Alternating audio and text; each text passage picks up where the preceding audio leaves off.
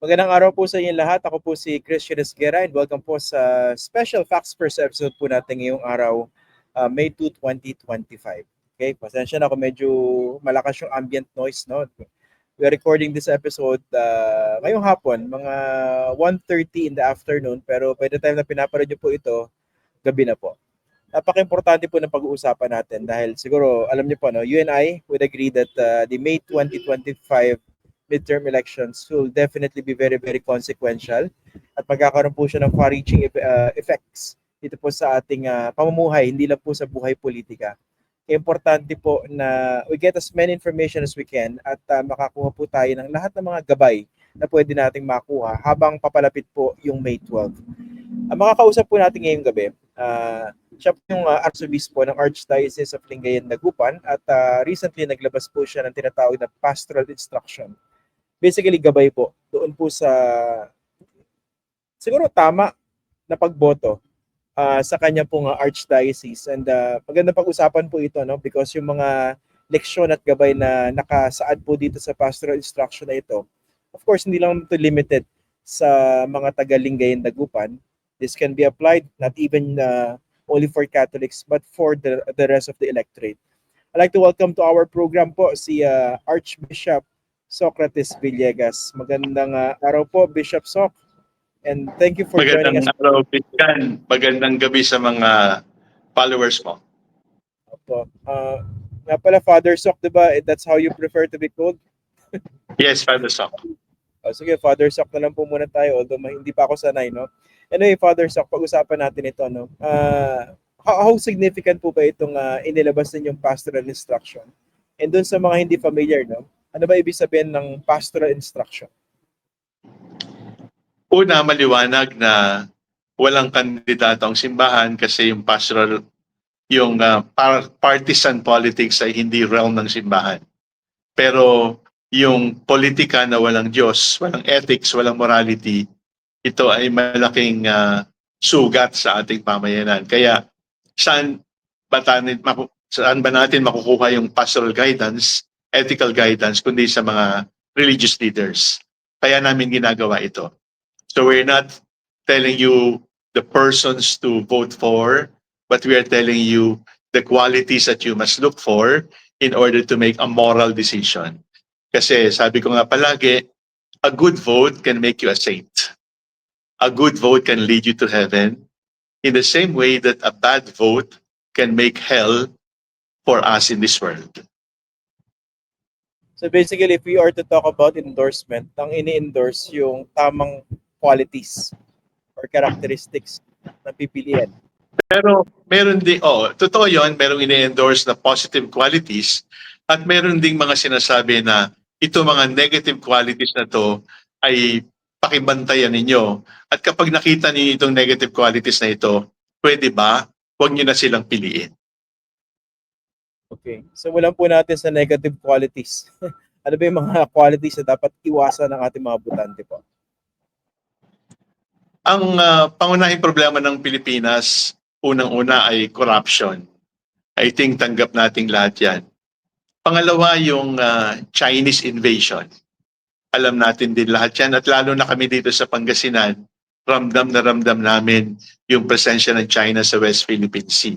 Na ngayon hindi na namin maisdaan at hindi na namin malapitan yung dating kinakabuhayan namin. Pangatlo ay yung healthcare at pang-apat ay yung political dynasty. Itong apat na to ay kailangan nating bigyan ng pansin kasi yung eleksyon dapat na magbigay ng solusyon dito sa apat na problemang ito.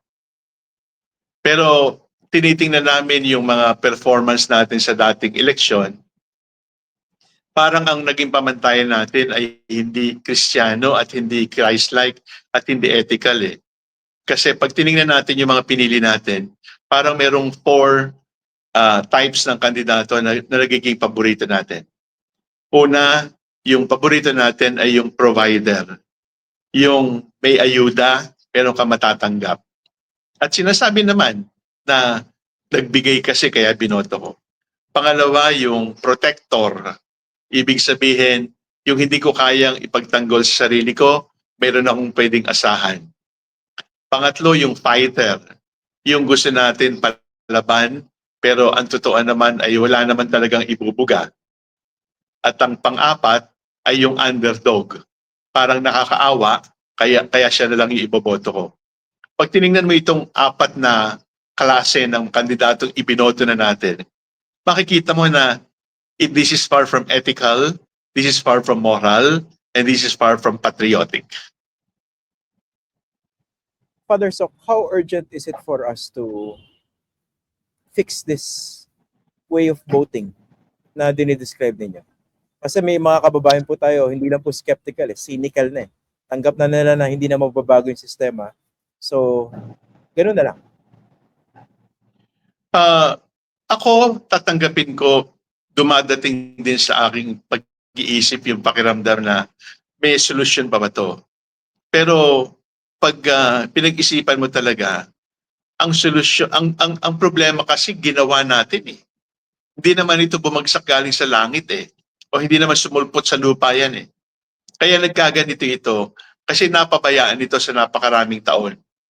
Kaya maaaring hindi natin masolusyonan sa eleksyon na ito. Pero kung dahan-dahan nating baligtarin yung takbo ng gulong, ay mababago yung rekta ng ating paglalakbay. At siguro 2, 3, 4 elections, maibabalik natin kung ano yung tama.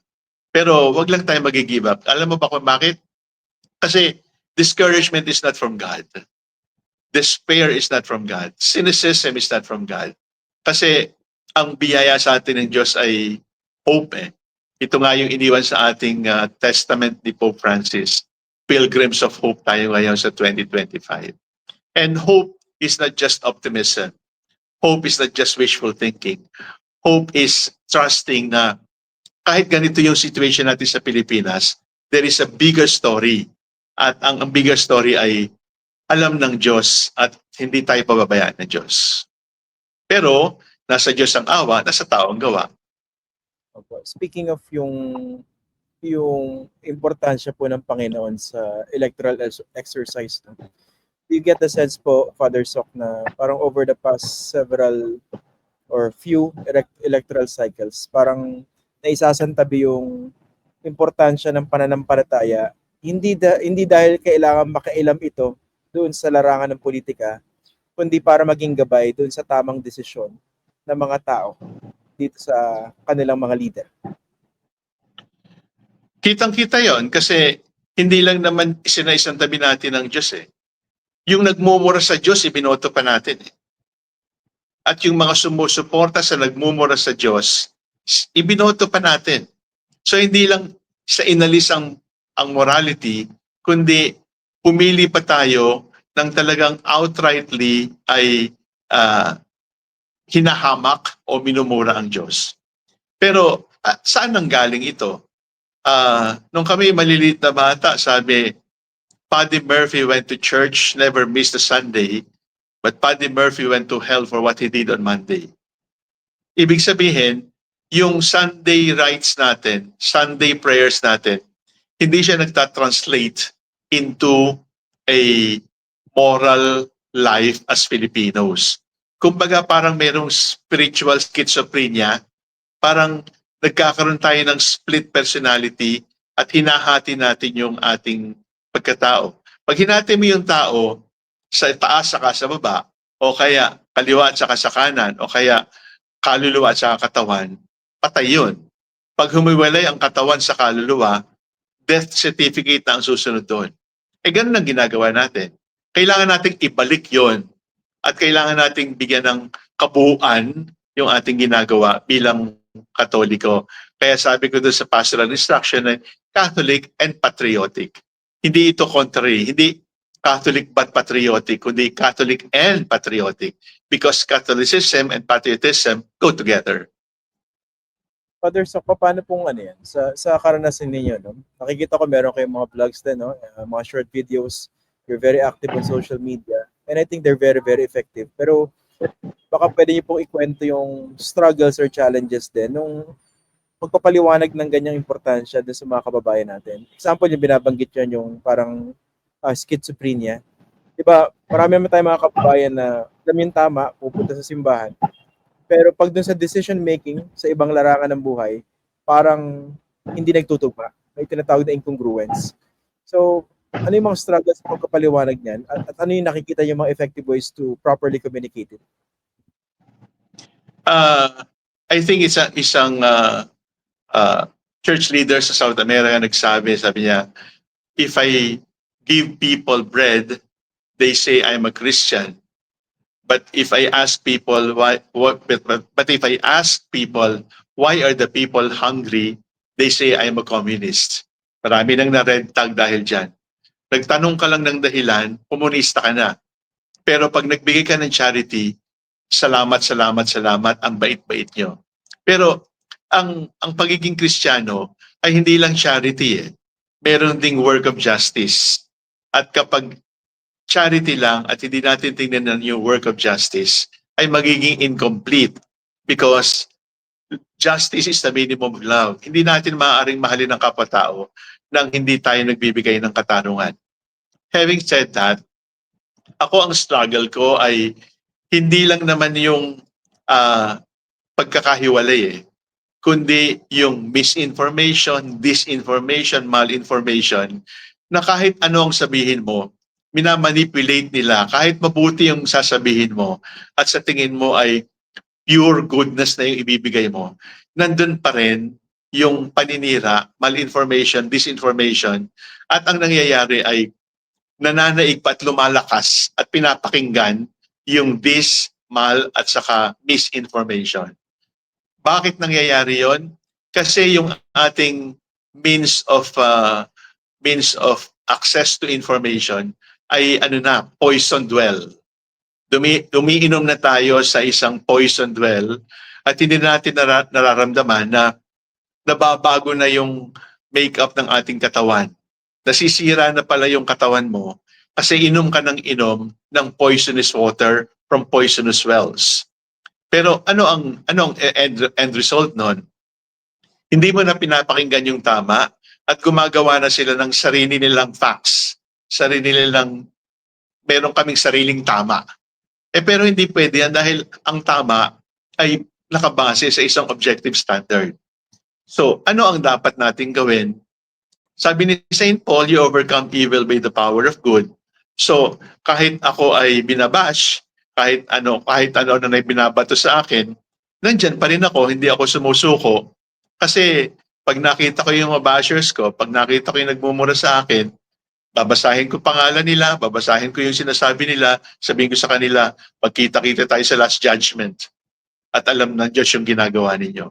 So, kailangan lang maliwanag. Saan tayo pupunta? Pupuntahan natin Diyos.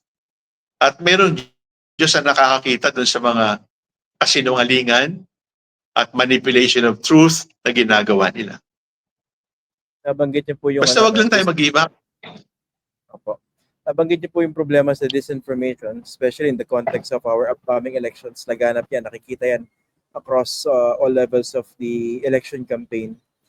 Pag-usapan po natin yung pinaka-basic idea kung bakit evil yung pagpapakalat ng disinformation. Tuna, pinagkakakitaan mo ang pagsisinungaling Kailan pa naging hanap buhay ang kasinungalingan? Ang tawag nga sa demonyo, Prince of Lies. So ibig sabihin, kung ang hanap buhay mo ay pagsisinungaling, empleyado ka ng demonyo who is Prince of Lies. Pangalawa, kung yung sa hanap buhay mo ay inililigaw mo yung ibang tao, sabi ng Diyos sa atin ay mas mabuti pang lagyan ka ng gilingang bato sa leeg mo at itapon ka sa dagat para hindi ka na maka-impluwensya sa ibang tao. At pangatlo ay paano mo sasabihin yung hanap buhay mo ay paninira ng kapwa-tao pero sa pamamagitan ng paninira ay there is no love, and when there is no love, God cannot be there. So, ay kailangan nating tingnan yung honorable way of earning, honorable way of livelihood. Papakain mo ba sa mga anak mo yung kinita mong pera sa pagsisinungaling at bilang troll? Yung ganyan po, yung ganyang kalakaran, meron pa bang path to redemption po yan? Yung mga taong talagang hindi lang yan na hindi lang yung mga foot soldiers kundi yung mga taong talaga nagpapatakbo ng ganyang infrastruktura ng disinformation po. Two approaches. Number one is kailangan nating balikan yung morality. Pero pangalawa ay kailangan din nating tignan yung ating mga batas. Kasi kulang tayo ng ngipin sa batas at nagkakaroon tuloy ng livelihood itong mga taong ito. So sana isa sa mga gawing batas ng Kongreso ay hindi censorship Hindi ako for censorship ng expression, kundi regulation. Kasi kapag ang karapatan ng kapwa-tao ay pinapasok na natin, that is already against human rights. That is already beyond your freedom. That is already licentiousness. Batas siguro sa more teeth sa gobyerno, pero continue pa rin ang pagtuturo natin ng morality. Kasi kahit naman paminsan-minsan ay come across people, sobra na sa kamay ng aking daliri, lalapit sa akin at sasabihin sa akin, Father, dati ho akong basher ninyo. Dati ho ako nabayaran. Pero sorry po sa ginawa ko, hindi ko na makorek. Pero tumigil na ho ako kasi namulat din ako. Pero pag tinignan ko, bakit siya tumigil? Ako bilang pare, sabihin ko lang, grasya na yun ng Diyos eh. Kasi hindi natin tinigilang ipagdasal sila. Kaya tumimo din yung grasya ng Diyos sa kanya at na-realize niya, mali talaga to. Sasakitan siya ng mga anak ko sa pinapakain ko sa kanila. At talagang lumalapit silang ganon. At ako magpapasalamat na lang sa Diyos, tap on the shoulder, and say, huwag ka nang babalik doon. Okay. Nabanggit niya yung Father Sock, no? I doubt akong na-experience rin po ito, no? Kasi pag may mga bashers din ako, ang ginagawa ko, iba pinupuntahan ko yung kanilang Facebook pages. And parang common denominator, usually yung profile pictures nila, merong santo, may Mama Mary, may Bible passage, may mga Santo Niño. Pero pag nakita mo yung post dun sa kanyang wall, sobrang hindi makatao. Yung ganun, how do you explain that po? Eh talagang schizophrenia yun. Kung sa medicine, kailangan niya ng doktor. Baka kailangan pa nga niya ng gamot. Pero on the spiritual side, kailangan niya ng exorcism. Kasi parang demonyo yung kumikilos sa kanyang buhay. Kasi pati banal na bagay ginagamit niya. Kasi ang demonyo, gagamitin niya pati yung mga banal na bagay just to mislead us. Kasi ang tawag nga sa kanya, Lucifer, di ba? Angel of light. Ibig sabihin, very attractive siya. He makes himself very attractive. At ito, gagamitin niya yung religious symbols to make himself very credible. Pero ang totoo ay ginagamit niya yon. At anong tawag mo sa isang tao na gumagamit ng religion para sa kanyang para sa kanyang layunin na hindi naman para sa Diyos? Eh di demonyo rin yun. Kaya exorcism ang sagot doon. Okay, nabanggit niyo po exorcism, Father Sock, no? Ito talagang, naku pa iniisip ito, no? Yung mga politiko or political figures across history na sobrang sama. Siguro varying degrees, no? Ito, let's talk about yung specifically yung dating Pangulong Rodrigo Duterte. Publicly, napakabastos ng bibig, minura Panginoon, minura Santo Papa, he caused the death of thousands of people, at inamin naman niya yun. Yung ganyang klaseng politiko ba, pwede na siya i-consider the very least for exorcism. Alam mo, nung Holy Week, ulit-ulit kong sinabi sa mga tao na mahal ba ng Diyos si Judas? Mahal ba ng Diyos yung sundalong sumaksak sa kanyang tagiliran? Gusto ba ng Diyos na maligtas sila? Ang sagot ay yes. Does the Lord love the Virgin Mary more than He loves the devil? The answer is no. Mahal ng Diyos ang Virgin Mary, mahal din ng Diyos ang devil. Ang kaibahan lang ay yung response. So, nasabi ko na yan. So, ang ibig ko sabihin ay gusto man ng Diyos na maligtas, makapunta sa langit si President Duterte, The answer is yes. Kasi gusto ng Diyos ang lahat maligtas. Pero kung tayo ang tatanggi doon sa offer ng Diyos, ay hindi naman tayo pipilitin din ng Diyos. Sasabihin, hihilahin kita kahit ano mangyari, dadalhin kita sa langit. No.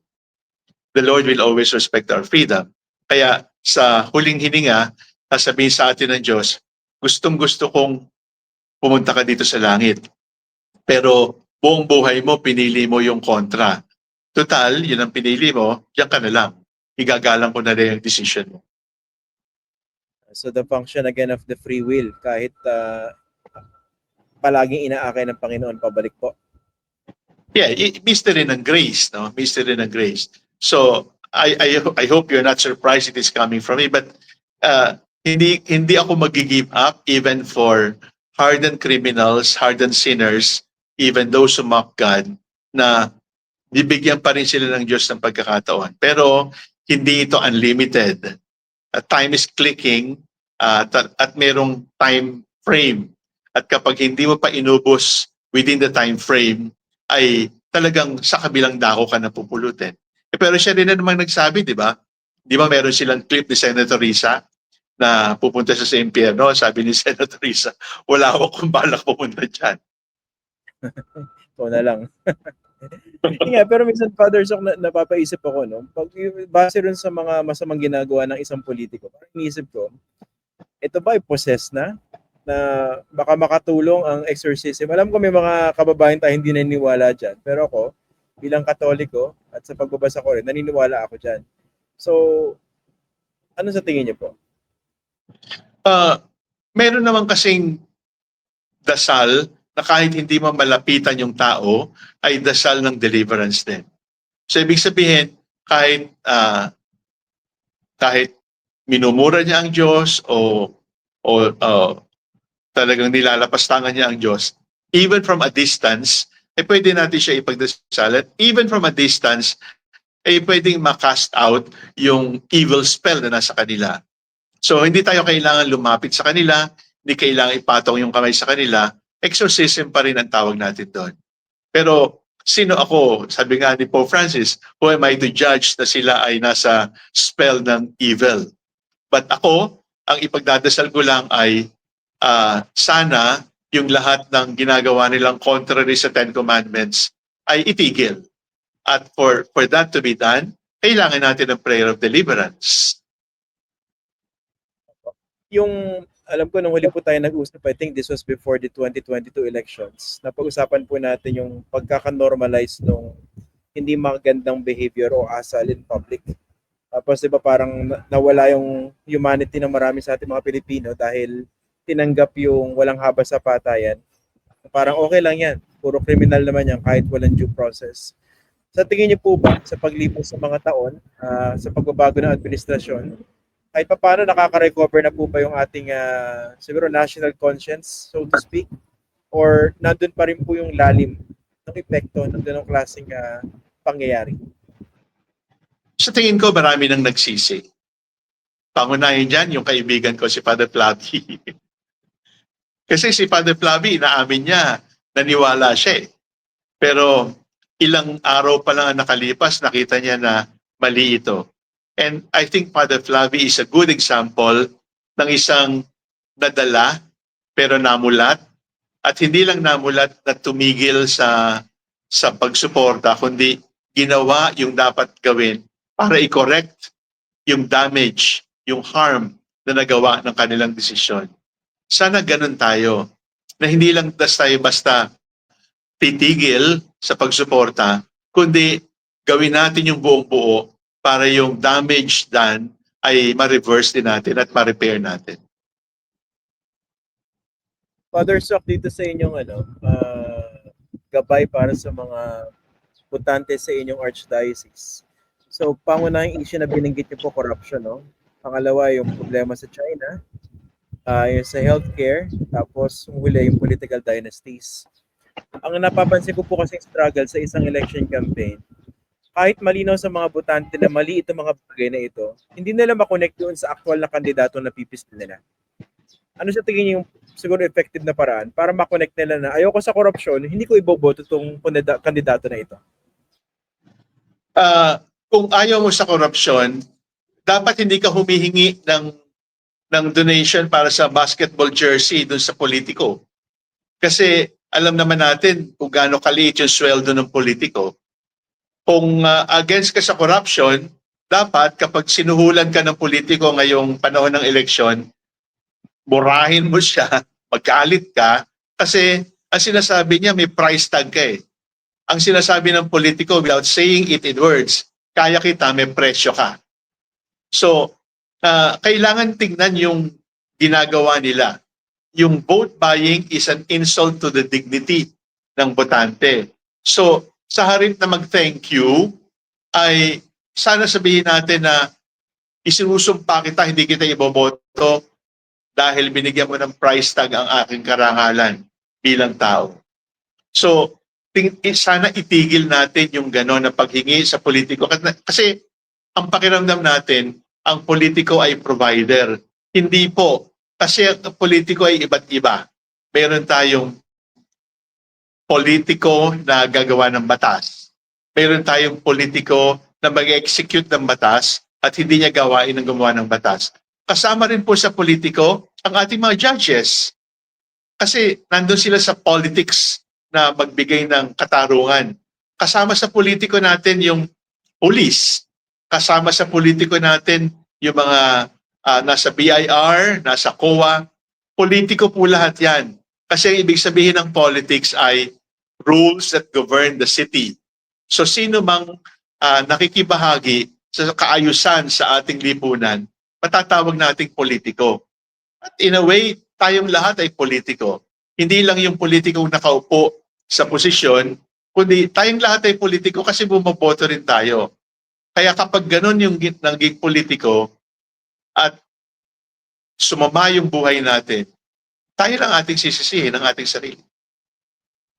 Pero Father Sok, paano yung mga kababayan po natin na talagang kapit sa patalim? Yung hirap makaraos sa isang araw na understandably pag nilapitan ng isang kandidato o ng mga alipores nila para magbigay ng ayuda, kahit alam nilang vote buying, tatanggapin na lang kasi they have to tend to their families, di ba?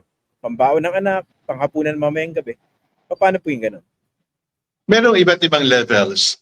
In an ideal world na everybody is provided, dapat tanggihan natin. Pero hindi naman tayo palaging nakatira sa ideal world. So kung sa katayuan na yun na gutom, may sakit ang magulang, o kaya wala kaming ipampalibing sa aming patay, o wala kaming kakainin mamayang gabi, pwede mo bang tanggapin yung perang yon? Pwede mo siyang tanggapin, pero wala kang obligasyon na iboto siya. Alam mo kung bakit? Kasi yung ibinibigay sa iyo ay hindi galing sa kanyang bulsa. Ito'y tax refund. Nagbayad ka ng tax, ginagamit niya yung tax, binibigay sa iyo, at hindi ka dapat mag-thank you. Ang sasabihin mo lang sa kanya ay, akin naman talaga to, ninakaw mo lang, salamat na lang binalik mo sa akin. Pero hindi pa rin kita iboboto kasi ayoko sa magnanakaw. Magandang characterization, tax refund. Kumbaga dinaan lang nung politiko sa vote buying pero para makinabang siya, no? Pero binalik lang yung galing sa taong bayan. Hindi naman talaga galing sa bulsa nila yon, di ba? Kaya hindi tayo dapat magpasalamat. May proyektong tulay, may proyektong daan, magpapasalamat ka sa politiko. Hindi tama yun. Kasi hindi sa kanila yun. Pera ng bayan yun. Ito ba, Father Sok, nabanggit niya yung threat coming from China, and nakikita natin ngayon yung tinatawag na Chinese malign influence operations dito sa ating bansa. How urgent should we respond to this? And ano yung mga dapat ma-realize sa mga kababayan natin dito sa banta ng China? Kasi diba nandun din yung idea na meron silang mga Manchurian candidates na inaalagaan ngayon para isulong yung kanilang mga interests. Ramdam naman natin yon. Kung hindi man sila nagsasabi na kaibigan natin ng China, sila naman ay tahimik kapag nandiyan na yung China at pinag-uusapan. So, kung sila ay tahimik, kasabwat yun. Kaya kailangan din natin pag-ingatan. Kung sila naman ay nagsasabi na kaibigan natin ang China at hindi natin kaya ang China, talagang pro-China yon at hindi ka pwede maging pro-China at the same time pro-Philippines. Nagtataksil ka na sa bayan. Ang tawag dyan ay treason. So, ano ang connection nito sa ating lipunan? Una ay peace and order. Kailangan nating i-maintain yung ating kasarinlan bilang bansa, bilang independent country. Pangalawa ay yung international order. Kasi hindi lang naman tayo ang tinitingnan ng China eh. Nandyan pa ang Southeast Asia sa kanilang expansion. At nandyan din ang Vietnam, nandyan din ang ibang kapit bansa natin na mahihirapan at maapektuhan at madadamage kapag hindi tayo kumibo dito. Pangatlo, sa bottom line nito, sa mga tagapagkasinan, sa mga mangingisda namin, hanap buhay namin ng isda, hanap buhay namin ng dagat. At hindi na ho kami pinapabayaan ang mga isda sa West Philippine Sea kasi nandun na po ang mga Chinese. At alam natin sa mga reports na paminsan-minsan yung Pilipinong mangingisda aakyatin ang kanilang barko, bangka, kukunin ng Chino ang kanilang huling isda at tatapunan lang ng sigarilyo at pagtatawanan yung ating mga kababayan. Sinong Pilipino ang matutuwa sa ganun? Maaaring hindi nangyayari sa atin, pero kung talagang Pilipino ka, dapat kang masaktan at dapat nating wakasan yung ganitong in quotation marks, pakikipagkaibigan ng China sa atin. Kasi hindi ito pakikipagkaibigan. That is not how we deal with our friends. Yan po ba sa Pangasinan, Father Sok, mabigat na campaign issue po yung China? Sa national candidates, yes. Kasi ramdam talaga ng mga tao kung sino yung pro-China at ang consequence doon ay hindi na namin magalaw, mapasok yung talagang West Philippine Sea, yung Scarborough Shoal na dati ay pinangingisdaan. Ramdam yon. Pero siyempre, hindi pa rin ganong kalakas kasi yung connection sa sikmura ay hindi pa ganon ka-evident. Kaya kailangan pa rin liwanagin sino yung mga national leaders na may kinalaman dito. Ito, Father Sok, sa ano ko lang naman, sa observation ko po, no? Napakahalagang issue nitong universal healthcare, yung PhilHealth. Pero parang marami sa mga kababayan natin hindi rin makonect sa sikmura. Kasi napapansin ko yan sa mga balita, parang hindi siya considered na sexy topic, especially during the campaign. Pero pakipaliwanag po why this is a very, very important issue that we have to also focus on during the campaign. Kasi po yung kalusugan ay isa sa ating malalaking pangangailangan. Pag tayo po ay nagpunta sa government hospital, unfortunately, nandun na po palagi ang malasakit center. At yung malasakit center, alam natin kung kaninong senador nagmumula. Kaya ang nararamdaman po ng mga mahihirap ay hindi naman sila napapabayaan kasi meron namang malasakit center. Kaya hindi po masyadong nararamdaman yung kirot, yung sakit ng bulsa kasi lumalapit sila sa malasakit center. Pero yun pong malasakit center ay hindi po yun ng healthcare. Sapagkat ang ibig sabihin po ng healthcare ay meron tayong karapatan sa atensyon ng gobyerno na manatili ang ating kalusugan at manatili yung kalusugan ng ating mga mahal sa buhay. Nagbabayad po tayo doon. Pagkatapos ang nangyari ay bilyon-bilyon ay inilipat sa National Treasury. Sa halip po na ilipat ito sa National Treasury, ang dapat na ginawa nila ay ginamit ito sa mas maraming programa para sa mga mahihirap, para mas maraming makinabang. Kasi pag nilagay po sa National Treasury, hindi lang po health ang pupuntahan noon, kung saan-saang bagay na po yun pupunta. At kapag kung saan-saang bagay na napunta yon, ang magiging biktima din po ay kapag tayo ay na-ospital. At kapag tayo na-ospital, wala nang perang dudukutin ng gobyerno kasi nadala na po sa iba't ibang bagay. Sa moral theology, palaging sinasabi po ay respect the will of the donor. Pero ito, respect the will of the taxpayer. Respect the will of those who paid for their PhilHealth funds. At kailangan pong igalang na hindi ito pwedeng gamitin sa ibang intensyon, sa ibang proyekto, kundi exclusively and only for health, for medicine. Nasa batas po yan eh, no? Tsaka yun sa bahagi ng syntax law. Okay. Bilang panghuli po, Father Sok, yung sa political dynasties. Obvious naman dapat sa maraming kababayan natin yung problema sa political dynasties. Pero parang napapansin ko lang kasi pag pinag-usapan yung realidad, parang tanggap na marami sa mga kababayan po natin na maraming political dynasties at hindi naman lahat yan masama. Kasi ibang mga political dynasties, diba, kinoko-op pa yung iba't ibang mga institusyon, pati yung mga simbahan, di ba? Ginagawa, sinusubukan din na impluwensya ng mga political dynasties. So ano po yung mga dapat at bantayan ng ating mga botante pagdating dito sa mga political dynasties na ito? Una, kasinungalingan po na maniwala tayo na ang political dynasty o yung mga family in politics ay nakakatulong sa progreso ng bayan. Meron pong isang research sa Ateneo na nagsabi na mayroong direct correlation ang political dynasty, poverty at underdevelopment. Kapag malakas po ang political dynasty, ay mababa din po ang development index ng mga probinsya kaysa doon sa mga walang political dynasty. Bakit po? Kasi kapag mayroong political dynasty, nababawasan po ang accountability. Ibig sabihin, mas malakas ang loob na gawin yung gusto nila sa pera ng bayan. Nababawasan po yung accountability, nababawasan po yung economic accountability din.